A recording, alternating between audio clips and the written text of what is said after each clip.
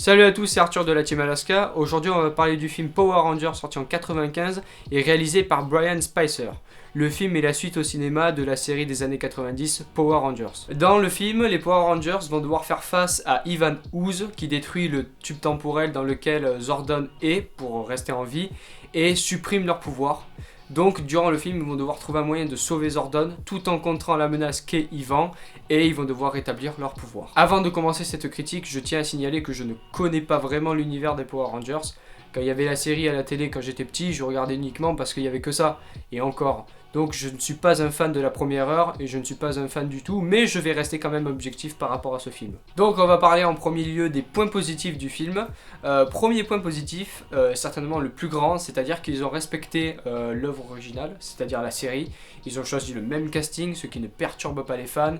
Ils respectent vraiment l'ambiance donnée dans la série en améliorée, puisqu'il y a plus de budget et ils ont voulu certainement faire un truc beaucoup mieux pour le grand écran. En autre point positif, qui est certainement un très bon point positif, c'est l'effort apporté dans les effets visuels et l'aspect visuel du film.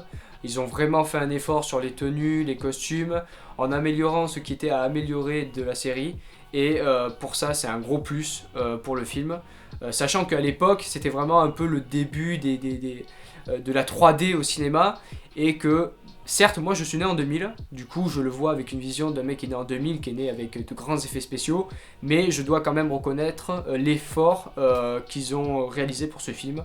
Et ce n'est que du bonus. En dernier point positif, on va noter la musique qui est vraiment rythmée, qui apporte une dynamique au film, donc on s'ennuie pas tout le long du film, ça apporte de l'ambiance et c'est vachement cool. Le premier point négatif, c'est le charisme et le charisme du méchant en lui-même, qui certes respecte quand même l'œuvre, ils sont à peu près tous comme ça dans l'univers de Power Rangers, mais est-ce que pour le cinéma, pour le grand écran, c'est acceptable? C'est pas non plus le pire méchant qui existe, loin de là, il y en a eu des horribles, mais celui-là, il est pas vraiment méchant, quoi. Autre point négatif, l'humour durant le film.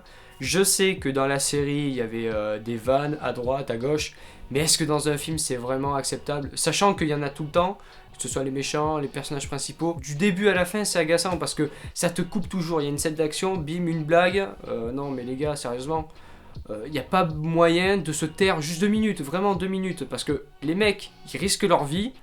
Il y a toujours ce moyen pour apporter une vanne qui va tout casser. Donc bon, c'est dommage, moi je trouve que c'est dommage. Autre point négatif, si tu n'as pas vu la série et que tu ne t'es pas intéressé forcément à l'univers de Power Rangers, dès le début t'es perdu. Tu ne sais pas qui est qui, tu ne sais pas qui est Zordon, tu ne sais pas qui est le méchant, tu ne sais pas quel est le Power Rangers, comment il s'appelle, machin, et tu ne sais pas où est-ce que ça se déroule. Donc tu es perdu et c'est certainement un point négatif, mais est-ce que c'est vraiment la faute du scénario ?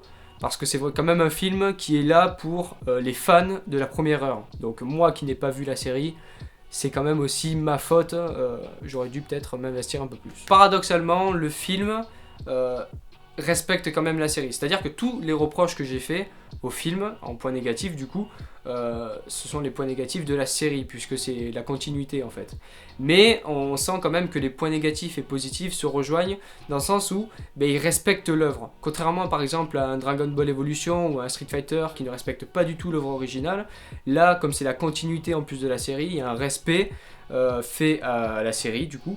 Mais si vous n'aimez pas la série et que vous regardez le film, vous n'allez pas forcément aimer le film, c'est clair et net. Surtout si vous n'aimez pas du tout l'ambiance de la série, que ça vous gonfle, vous n'allez pas aimer. Bon, sinon pour conclure cette critique, moi je vous conseille quand même de regarder celui-là si vous êtes un fan de la première heure, parce qu'il y a un film qui est sorti en 2017 sur Power Rangers. Ils ont essayé de faire un truc dark, vous savez, sérieux, ouais, les regards sombres, les personnages qui ont un passé, tu sais, voilà, c'est dur, la vie, voilà.